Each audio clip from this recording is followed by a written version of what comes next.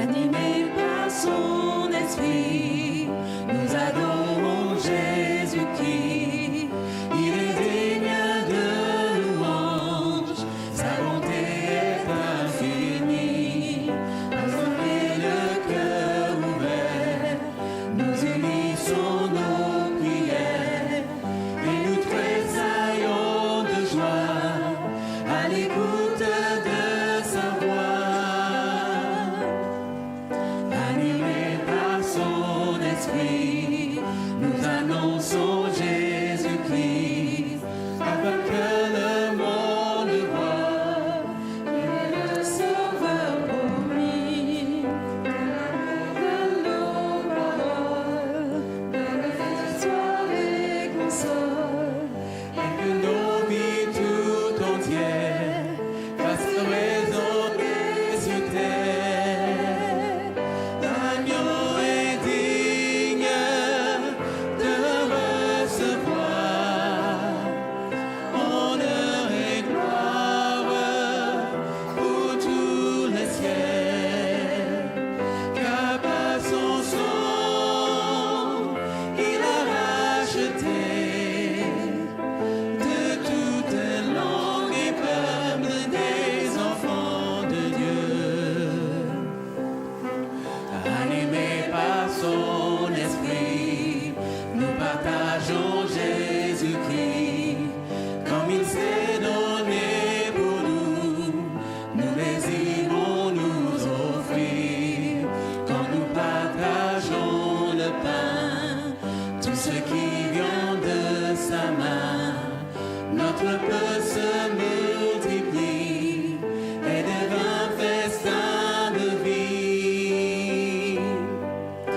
Animés par son esprit, nous espérons Jésus-Christ. Il est monté vers le ciel, mais il vient, il a promis. Alors marchons avec joie, dans l'assurance et la foi. Bientôt nous serons ensemble pour chanter en sa présence.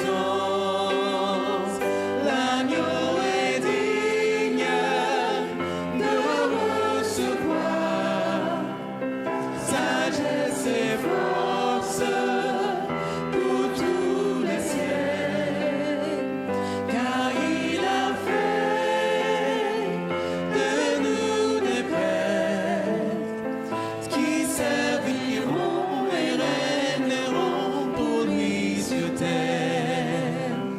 L'agneau est digne de recevoir sagesse et force pour tous les siècles, car il a fait de nous des prêtres qui serviront et régneront pour lui sur terre. Amen. Maintenant, tu peux.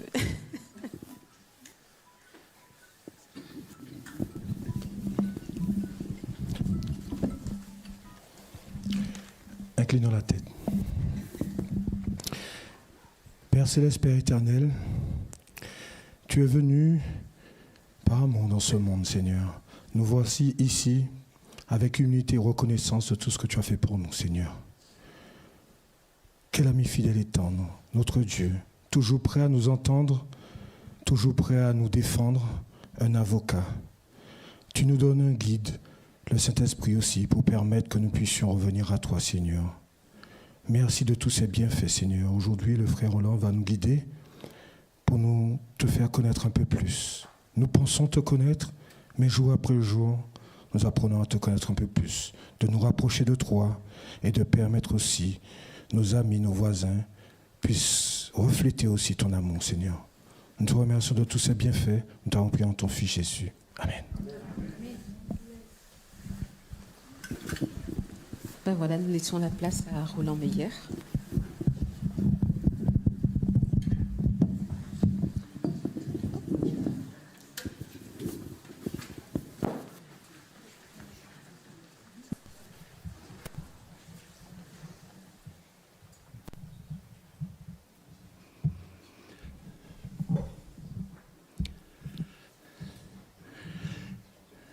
Bien qu'il neige, qu'il pleuve, qu'il fasse soleil, vous êtes là. Merci en tout cas pour cette combienième maintenant, sabbat, dimanche, lundi, mardi, mercredi, jeudi, pour cette 6e rencontre. Merci de ce partage et de votre présence. Je ne sais pas le nom du jeune homme qui a fait cette belle lecture tout à l'heure. Comment ? Hector.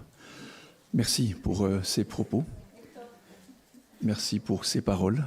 Merci pour les chantres et merci Joël pour ta belle prière aussi pour commencer cette rencontre. Alors, ce soir, ce n'est pas moi qui vais faire la récapitulation. De quoi a-t-on parlé depuis sabbat par rapport à Jésus ? Vous vous rappelez ? Pas besoin de le dire dans l'ordre chronologique, mais juste quelques repères avant de reprendre. L'amen, ça vous a frappé, hein ? L'amen, ouais. S'appeler Amen. Et non pas dire Amen, mais être Amen, être vérité, être vrai.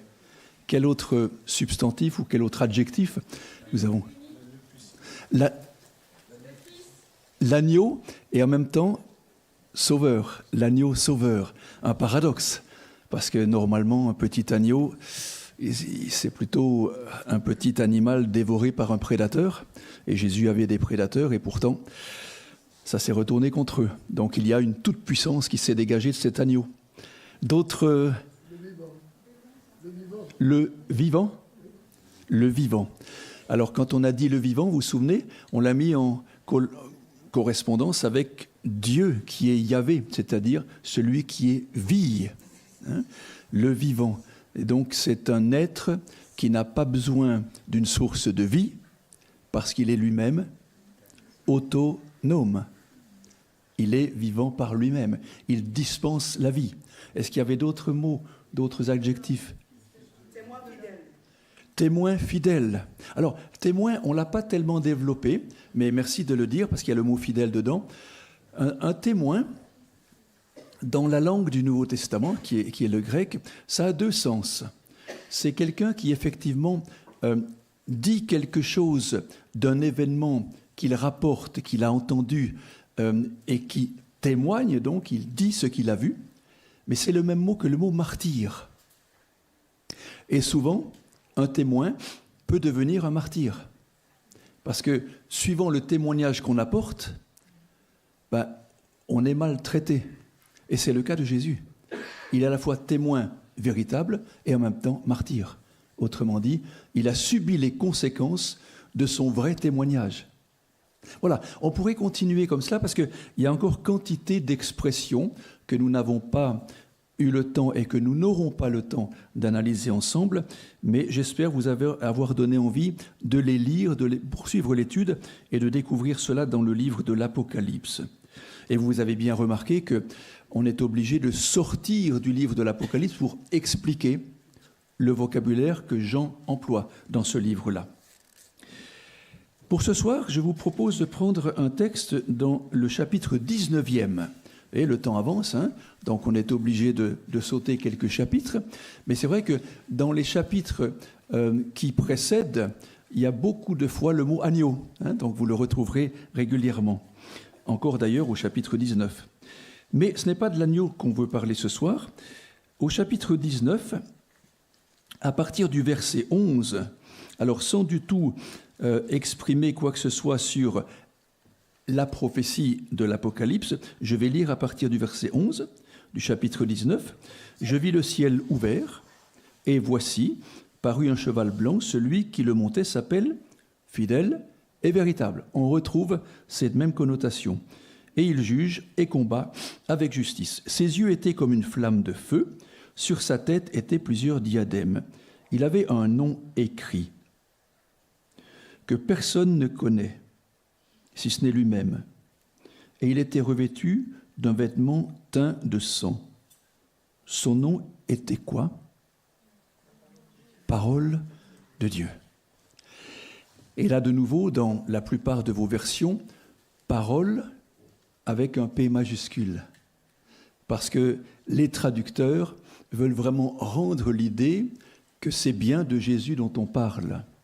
Parce que normalement, au mot parole, il n'y aura pas de majuscule. Mais en français, on va mettre une majuscule, on va rendre cette expression majestueuse, et donc on va y ajouter un signe d'écriture qui va nous faire penser au fait que ce n'est pas n'importe quelle parole dont on parle. Parole de Dieu. Alors pour vous, quand on dit parole de Dieu, ça vous fait penser à quoi? La parole de Dieu. La Bible. Hein? La parole de Dieu. À Jésus aussi, et ça sera notre étude de ce soir. Hein? Oui. Alors d'abord, peut-être parole de Dieu, la Bible. Oui. En quoi la Bible est-elle parole de Dieu? Vous voyez, c'est un sujet délicat, parce que ce n'est pas vraiment le thème de ce soir, mais je ne veux pas l'esquiver complètement. Quand on dit parole de Dieu, on dit un texte invariable, un texte sans changement, un texte sans ajout. Or, la Bible, au risque de vous perturber un peu, c'est un document fabriqué par les hommes. C'est ce qu'on appelle une collaboration divino-humaine. Certes, Dieu saisit des êtres humains, leur donne un message, ils réfléchissent, ils prient, ils écrivent, sans du tout savoir que leur texte va constituer ce que nous appelons la Bible, mais sans du tout le savoir. Un Ésaïe qui écrit son merveilleux évangile avec ses 66 chapitres est loin d'imaginer qu'il fera partie du Premier Testament. Un apôtre Jean, un apôtre Paul qui écrivent au milieu du 1er siècle ou à la fin du 1er siècle pour Jean, il n'a absolument pas l'idée, ni il n'imagine qu'un jour, on va mettre son texte dans un document qu'on va appeler la Bible, voire la Sainte Bible. Ce sont des écrits pour le moment, même si ce sont des prophéties. Mais comment va-t-on véhiculer ces textes? Bien, par copie de copie de copie de copie. Et donc, on va parfois transformer un petit peu la copie. Je prends un exemple. Vous prenez, et ça a été une étude d'un trimestre de l'école du sabbat il y a quelques trimestres en arrière, l'évangile selon Marc, par exemple. Combien y a-t-il de finales dans Marc 16? Il y en a 4 différentes. Dans vos Bibles, ça vous semble qu'il n'y en a qu'une. Il y en a 4. Il y en a qui ont été perdus, qui ont été retrouvés partiellement, qu'on a ajoutés, qu'on a supprimés. Autrement dit, lorsqu'on retraduit une Bible ou lorsqu'on reconsidère la traduction d'une Bible à peu près tous les 30 à 40 ans, on retraduit la Bible. Que ce soit la seconde, que ce soit la TOB, que ce soit la nouvelle au français courant, à peu près tous les 30 et 40 ans, on révise le texte. On travaille avec un support d'environ 20 000 documents pour retraduire. Parce que des documents sont incomplets, certaines donnent des informations supplémentaires, et le traducteur va choisir le mot qui lui semble être le meilleur pour être mis dans le texte qu'on appelle la parole de Dieu. C'est ce qu'on appelle des variantes, et il y en a des milliers. Donc le texte que nous avons sous les yeux est une fabrication humaine de quantité de manuscrits, de documents que l'on a découverts, que l'on met ensemble. Alors il y avait une très belle question de la part de Louis II, professeur à l'Université de Genève au XIXe siècle, lorsqu'il a traduit la Bible second. Dans son introduction de 1874 dans l'Ancien Testament, il dit « Certes, nous considérons que les auteurs de la Bible sont inspirés. Qu'en est-il du traducteur ?» Qu'en est-il du traducteur? C'est beau, et c'est humble en même temps, pour un grand savant comme lui. Eh bien voilà, on se pose la question aussi, qu'en est-il du lecteur? Qu'en est-il de celui qui expose? Je vous ai exposé un certain nombre d'informations durant ces jours et ces soirs, mais suis-je inspiré pour le faire? Je vous donne des informations, des traductions et des explications, mais qui suis-je pour le faire? Et donc on essaye tous, comme les auteurs du texte, comme les scribes qui ont copié, comme les traducteurs, de faire le moins faux possible. Alors ça sert la parole de Dieu. Je ne dis pas qu'elle est relative, mais je dis qu'elle est à pas variable parfois en fonction des textes que l'on choisit. Alors, la véritable parole de Dieu, et vous l'avez dit tout à l'heure en dévoilant mon sujet, c'est Jésus. Et là, il n'y a pas de variable. Il n'y a pas de variation. On est sûr que lorsqu'on parle de la parole de Dieu en tant que Jésus, il est le vrai. D'ailleurs, ce sont les mots qui précèdent le véritable, le vrai. Celui qui est l'Amen. Oui ?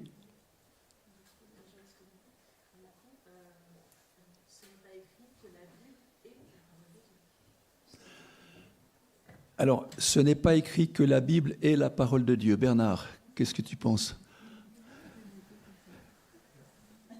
L'apôtre Paul nous invite à lire la parole de Dieu, Voilà. mais il ne précise pas exactement de quoi elle est constituée. Voilà. Merci. Parce que la Bible n'existe pas à l'époque de Paul. Oui ? Donc, ça ne peut pas être dit la Bible est la parole de Dieu. Vous voyez, le mot Bible, c'est en fait un pluriel grec du mot livre, biblos. Ta biblia, c'est une bibliothèque. Quand vous allez chez vous, vous avez une bibliothèque avec n'importe quel livre, que ce soit des romans, que ce soit des vrais livres, que ce soit des albums, c'est une Bible, une biblia. On l'a dit bibliothèque ensuite parce qu'il y a des translittérations, des traductions différentes, mais la Bible, vous pouvez avoir la Bible du pilote, vous pouvez avoir la Bible du médecin, c'est juste un livre de référence constitué de beaucoup de documents différents. Donc c'est ça la Bible, c'est rien d'autre qu'une bibliothèque. Simplement que nous y donnons une attention particulière parce que nous considérons l'inspiration, ce qui n'est pas le cas pour un autre livre. Alors, parole de Dieu, Jésus maintenant. J'aimerais pour cela que l'on retourne chez Jean toujours, mais qu'on quitte pour un instant l'Apocalypse, puisque à 2 ou 3 reprises, il parle de la parole de Dieu dans l'Apocalypse, mais il en parle de manière absolument magistrale dans son évangile. L'évangile selon Jean. Et puisqu'on parlait des manuscrits, vous savez que l'évangile selon Jean, c'est le manuscrit recopié le plus ancien que nous connaissons. Il date du IIe siècle, une copie de copie. Pas au Vatican, ni à New York, à Genève, la ville de Calvin, IIe siècle. Alors, dans le chapitre 1er de l'Évangile selon Jean, il est dit « Au commencement était la parole ». Alors, première chose, au commencement. Que veut dire ou que veut nous faire comprendre Jean lorsqu'il parle du commencement ? C'est une expression qui est le mot « arché ». Vous connaissez le mot « archéologie », c'est-à-dire la science du début. Un archevêque, un arché-évêque, l'évêque supérieur. Le mot « arché » indique le début de quelque chose, mais en même temps la primauté de cette chose. C'est une chose de laquelle découlent d'autres choses. Autrement dit, c'est une autorité. Alors, ce « au commencement », on pourrait le traduire aussi par « dans le principe même », c'est-à-dire dans l'action de lancer quelque chose, il y a la parole. On va la définir tout à l'heure. Et quand vous avez la même équivalence dans le premier chapitre du premier verset du premier livre de la Bible, la Genèse, au commencement était Dieu. Le au commencement, simplement il est en hébreu, ici il est en grec, mais ça veut dire la même chose. C'est la tête, c'est le début, c'est l'expression pensante, l'expression rationnelle de laquelle va découler quelque chose. Alors, au commencement, ici, on revient à Jean, c'est une manière de traduire ce arché. Mais le commencement, il n'y en a pas pour la parole, puisque la parole, c'est Dieu. Il y en a un pour nous, mais de nouveau, nous devons anthropomorphiser, c'est-à-dire utiliser un vocable humain pour dire des choses que l'on ne comprend pas et que l'on ne connaît pas. Donc pour nous, on a un commencement, parce que pour nous, c'est la création. Mais la création n'est pas le commencement. C'est mon commencement. Ce n'est pas le commencement de Dieu. Donc voilà, tout est relatif dans cette expression du commencement. Et ça veut dire qu'il y a un principe initiateur de quelque chose. Il y avait quoi dans ce commencement, dans cette initiation? Il y a la parole. Alors, ce mot est un mot difficile. C'est simplement le mot logos que vous prononcez chaque jour dans quantité de choses quand vous parlez de science. dès que vous avez logos, vous avez une expression de parole, une expression de science, une expression de connaissance, de rationnel. Quel mot, par exemple, se termine par logos ou log? Dialogue. C'est une parole à travers un dialogue. Un géologue, c'est la géographie, gé, et logos, la science de la terre. Bref, quantité de mots ont utilisé cette expression-là. Mais c'est un mot complexe qui a été redécouvert en lisant les textes des philosophes socratiques et platoniciens au 5e siècle avant Jésus-Christ. Et là, on a quantité de significations possibles dans ce mot qui se cache, ou qui cache plutôt une polysémie impressionnante. Ça peut être chez Socrate ou chez Platon une proposition. Ça peut être une révélation, un petit peu synonyme à l'expression apocalypse. Ça peut être un entretien, comme dans dialogue, une fable, un récit, un principe qui corroborait un petit peu avec le mot commencement, par exemple. C'est lié à la notion d'intelligence et de raison.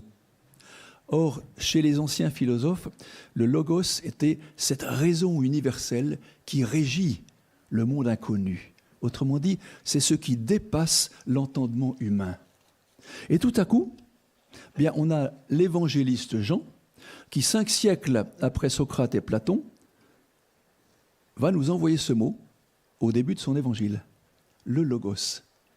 Alors, quelle valeur Jean a-t-il voulu mettre à ce mot ? Eh bien, il faudra le lui demander.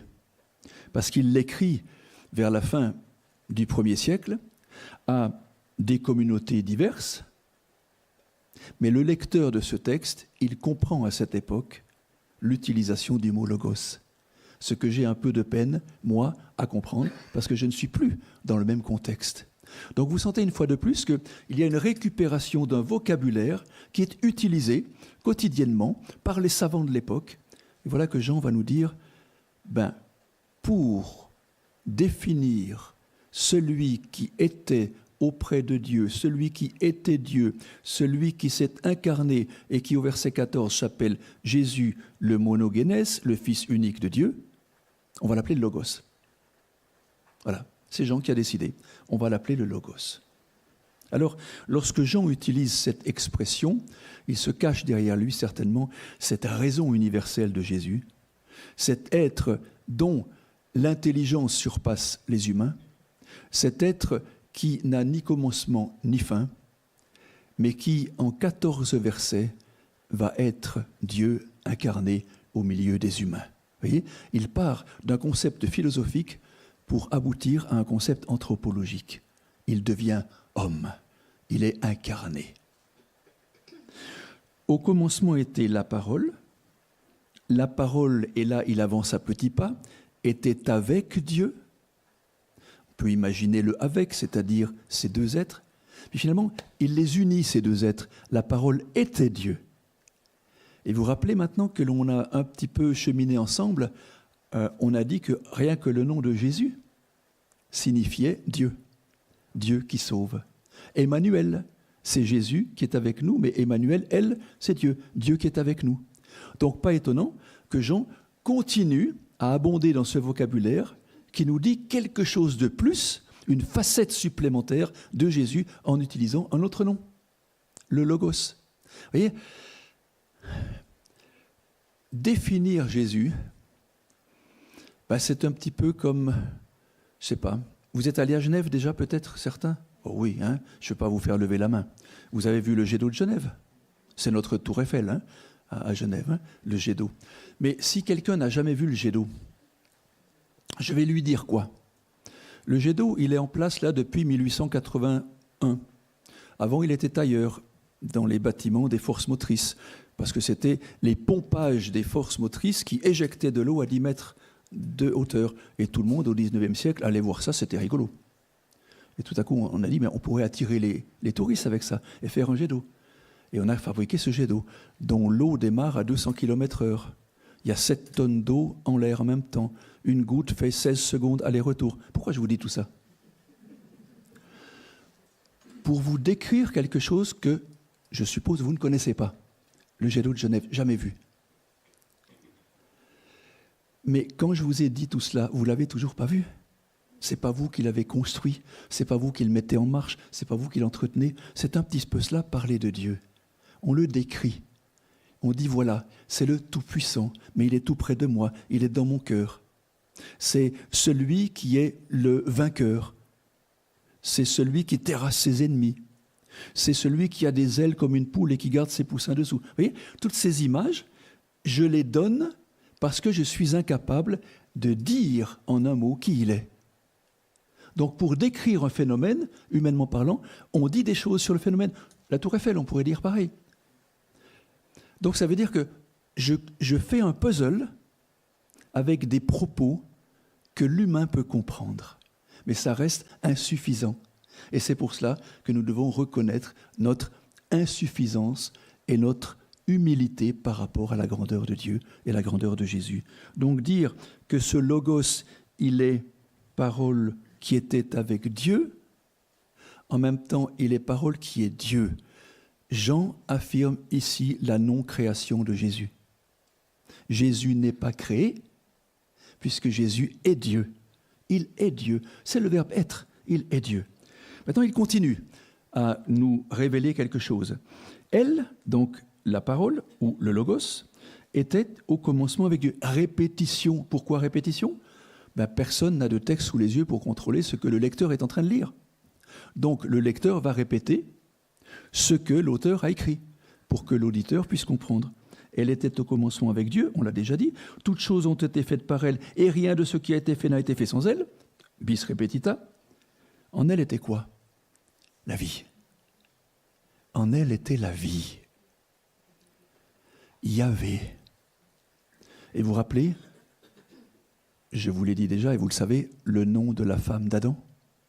Ava, Ève, de la même racine que Yahvé. Celle qui donne la vie. La vie. Simplement que ici, c'est le logos qui est la vie. Et la vie était la lumière des hommes. Voilà un autre nom, une autre expression. Je suis la lumière des hommes. Une lumière sert à quoi ? Les phares de notre voiture servent à quoi ? Vous êtes sûr ? Pas toujours ? Vous voyez, autrefois, vous vous souvenez, quand on conduisait pendant la journée et qu'on croisait une voiture avec les phares allumés, on lui faisait des appels de phare pour éteindre ses phares. Maintenant, en plein jour, quand une voiture circule, les phares éteints, on lui fait un appel de phare pour dire « il faut allumer tes phares ». Si j'ai les phares dans la journée, c'est pas pour voir, c'est pour qu'on me voie. C'est pour qu'on me voie. Donc, être lumière, certes, c'est éclairer mon chemin, mais c'est aussi être vu de loin. Alors je prends l'image d'un phare, tout bêtement, un phare. Un phare au bord de la mer n'éclaire pas le navigateur, il éclaire le danger. Il dit là, il y a danger, ne vous approchez pas. Ou bien, là, où pouvez-vous restaurer ? Je suis perdu, je trouve un restaurant, un petit truc, là, il y a une lumière, je vais m'approcher. Donc la lumière, merci pour mes yeux, la lumière est un lieu à la fois qui me permet de voir, mais en même temps qui me permet de me rapprocher vers une source vitale. Et ici, lorsque il est dit que la parole est la vie et la vie est la lumière des hommes, on se rapproche progressivement de celui que Jean veut définir. Un petit peu plus loin, verset 9, cette lumière était la véritable, de nouveau, la notion de vérité, vrai, amen. Cette lumière était la véritable lumière. Donc, on va distinguer la lumière normale de la véritable lumière. Et on a de la lumière ce soir grâce à l'électricité, grâce au fait que quelqu'un a allumé. Mais ce n'est pas la lumière, ça. La lumière, elle est créée quand ? Dans notre histoire de l'univers. Bizarrement, elle est créée le premier jour. Mais notre lumière, le soleil, il est créé le 4e. Alors c'est quoi la lumière du premier jour ? Et qui c'est qui a fait l'œuf et qui c'est qui a fait la poule ? On est dans un cercle vicieux ici. Alors la lumière du premier jour, ce n'est pas le soleil, ce n'est pas la lune, C'est la présence éclairante de Dieu. On l'exprime un petit peu comme cela. Vous voyez, la Genèse n'est pas là pour nous donner des informations rationnelles, mais pour nous donner, comme nous disait notre cher et ancien enseignant Jean Flory, la Genèse est là pour nous donner des enseignements et pas des renseignements. Je ne sais pas ce qu'était la lumière du premier jour, mais c'est un enseignement me disant qu'il y avait ténèbres avant. Et s'il y a ténèbres avant, il n'y a pas de vie. Donc la vie apparaît avec la lumière. Je ne suis pas évolutionniste, je parle ici de la création. Donc si on me dit ici, cette lumière, cette création de Dieu, ben elle était véritable, mais le monde ne l'a pas reçue. Le monde ne l'a pas connue. Elle est venue chez les siens, verset 11, et les siens ne l'ont point reçue. Mais à tous ceux qui l'ont reçue, à ceux qui croient en son nom, elle a donné le pouvoir de devenir enfants de Dieu. Voilà ce que le Logos a été capable de faire. Cette intelligence supérieure qui transcende l'esprit humain. Il est capable, et Jean va y arriver, en venant dans notre monde, à faire de nous ses enfants. Vous voyez, le salut en Jésus-Christ, c'est comme un ascenseur. Et c'est la seule religion au monde où le salut fonctionne comme un ascenseur. Quand vous prenez d'autres grandes religions, que ce soit l'hindouisme, que ce soit d'autres religions, vous avez des karmas à accomplir, des choses à faire pour pouvoir, dans vos réincarnations successives, vous approcher du grand tout, du tout universel, de l'âme universelle, et de sortir de la contrainte de la finitude. C'est vous qui vous débrouillez pour y arriver. Le christianisme, ça marche comment? Dieu descend et je remonte avec lui. L'ascenseur. Et c'est gratuit. Ça ne coûte rien. C'est ce que Jean essaye d'exprimer ici dans ce prologue. Ben voilà, quand je dis prologue, je dis logos avant. C'est quelques mots avant le développement. Dans ce prologue, il me dit, voilà, ce logos éternel entre dans ma finitude. Il prend l'ascenseur de la terre, il ouvre la porte, et il me dit, tu peux monter avec moi. Ça, c'est le salut que le christianisme propose à l'humanité. Mais oui, j'ai le droit de refuser, mais aussi, j'ai aussi le droit d'accepter. Alors, verset 14 maintenant. La parole, le logos, a été fait chair.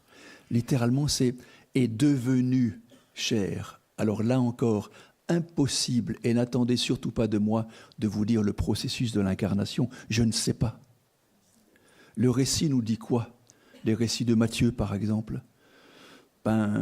Joseph était fiancé, ou marié avec Marie, il s'en va pour travailler, pour gagner sa vie, pour ramener l'argent dans le ménage, il revient, Marie est enceinte. Qui c'est qui a fait ça? Marie le regarde, dit, c'est le Saint-Esprit. Ah non. Vous imaginez un instant la réaction d'un mari vis-à-vis de Marie, sa femme. Tu vas me faire le coup de dire c'est le Saint-Esprit qui a fait ça? À d'autres. Et quelle est la réaction de Joseph? Il veut quitter Marie pour protéger de ce désastre. Et l'ange intervient. Bien sûr, il y a le miracle qui intervient. Mais pour nous, c'est naturel. Marie est enceinte de la vertu du Saint-Esprit, Joseph a accepté parce qu'il a qu'à y croire, et puis ensuite Jésus naît, etc. Ce sont des histoires de Noël pour nous. Mais ça s'est vécu en réalité. Le miracle mystérieux de la grossesse mariale. Mais c'est ça. Ici, cette parole devenue chair. Elle entre dans un corps créé par lui-même. Le Logos est créateur. Il a fabriqué Marie, mais il est sorti de Marie. Inimaginable. Impossible de nous rendre compte de ce tact-là. Impossible. La foi, simplement, pour nous aider à y croire, à adhérer. Et alors, elle a habité cette parole, ce Logos a habité parmi nous. C'est précisément cette présence du Christ qui a été précédée par le sanctuaire israélite, qui sera succédée par ce que dit Jean dans Apocalypse chapitre 21, versets 1 à 3. Dieu vient camper avec l'humanité. Et on retrouve cette fois-ci ce campement pour toujours, définitif. Elle a habité parmi nous, pleine de quoi? De nouveau, et c'est redondant chez Jean. Grâce, on l'a vu quand? Le premier jour, quand on a lu Apocalypse chapitre 1er, 1 à 3. Grâce et vérité, c'est-à-dire elle est cadeau pour l'humanité. Elle est ce que nous ne méritons pas, mais en même temps, elle est révélation de vérité, parce qu'elle est vérité, cette parole. Et nous avons contemplé sa gloire, indéfinissable ce mot, tant il est extraordinaire. Une gloire, cette fois-ci, ouf! Enfin, on sait de qui Jean parle. À la fin du verset 14, une gloire comme la gloire du monogénès venu du Père. Je vous ai juste expliqué rapidement le monogénès, le Fils unique. Ça n'est pas le Fils unique par rapport à « il y aurait pu en avoir 2 ou 3 », mais monos signifie seul. Et puis génès signifie le genre. Un fils d'un genre unique. Il n'y en a pas 2 comme lui. Parce que lui, il est le Créateur, le Rédempteur. Et on ne peut pas obtenir création et rédemption au travers d'un être humain. Sans quoi, on n'aurait pas besoin de Jésus sur la croix, ni de Jésus incarné. Autrement dit, cette parole-là, elle est référencée ici comme étant cet être d'exception que Jean appelle le monogénès, que nous traduisons maladroitement par fils unique, parce que nous n'avons pas d'autre traduction possible. On devrait dire fils d'un autre genre que le nôtre, mais d'un genre qui est unique et pas d'une autre. Autrement dit, on comprend par là à la fois l'humanité de Jésus, en même temps sa divinité, car si Jésus n'est pas divin, il ne peut pas me sauver. Donc lorsqu'on dit « Jésus était comme moi », oui, non. Oui. Paul, dans 2 Corinthiens 5, 21, va dire « Il est venu, il a été fait péché. Et pourtant, Jésus est sans péché. » Ça veut dire qu'il faut un être qui ne tombe pas dans la tentation comme ces créatures sont tombées. Pour nous sauver, il faut un être qui soit différent de moi. La naissance de Jésus, elle est différente de la mienne. Certes, il est né d'une femme, mais il n'a pas de géniteur connu. La mort de Jésus, elle n'est pas la même que ma mort. Certes, il a été crucifié, comme des milliers de personnes. Mais je suis mortel à cause de mes péchés. Lui est mort à cause de mes péchés, pas à cause de ses péchés. Troisièmement, résurrection de Jésus, pas la même que la mienne. Moi, je n'ai pas le droit à la résurrection. Quant à Jésus, on n'a pas le droit de ne pas le ressusciter. Naissance différente, mort différente, résurrection différente. Cette différence fait du Logos mon Créateur et mon Rédempteur. Amen.